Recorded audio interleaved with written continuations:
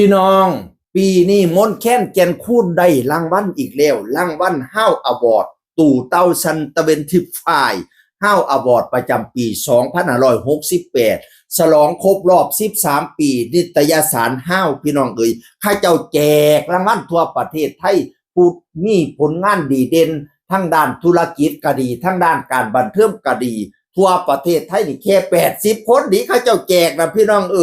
หนึ่งในนั้นคือมนต์แคนแก่นคูนแต่มนต์แคนคนเดียวได้ต้อง2รางวัลกว่าป้าเจ้าแจก80รางวัลมนต์แคนฟาดไปผู้เดียว2รางวัลพี่น้องรางวัลแรก The 50 Influential People ว่าซั่นว่าภาษาอังกฤษ เป็นอินฟลูเอนเชียลติพี่น้องแล้วรางวัลที่2 How Hot Taste Award กับผลงานเพลงผูกฝ้ายสายแนนเพลงผูกฝ้ายสายแนนเนี่ยดังเด้อนักร้องผู้ใดเก่ามาร้องพี่น้องตอนนี้58ล้านวิวแล้วตอนนี้ข่อยเว้าอยู่นี่ย่านขึ้นไปฮอด60อยู่ตอนข่อยเบิ่งนั่น58ล้านวิวพี่น้องได้2รางวัลก็ยังว่าเขาก็ถามมา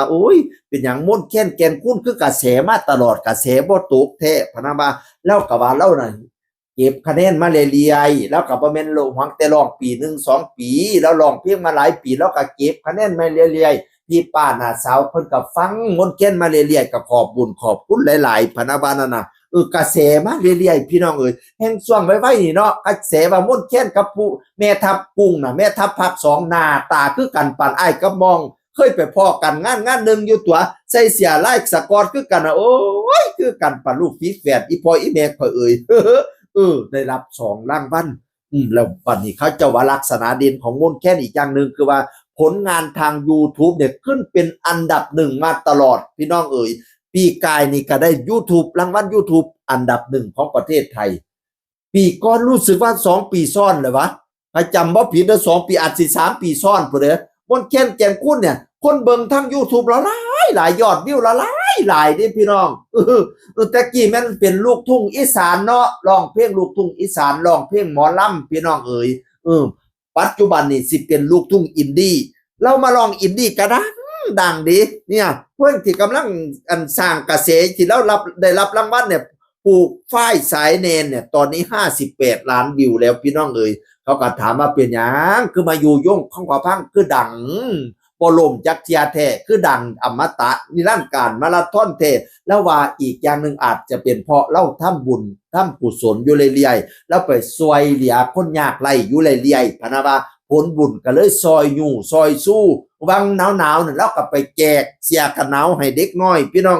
ทำบุญอยู่บ่เศร้าบัดนี้เขาก็ถามว่าอยากไปเล่นหนังบ่มีโอกาสไปเล่นหนังบ่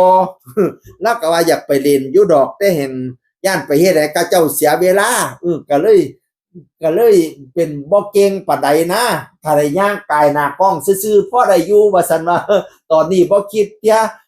แต่ว่าอนาคตนั่นบ่แน่คันว่าหน้ารอกว่านี้รูปหน้ารอกว่านี้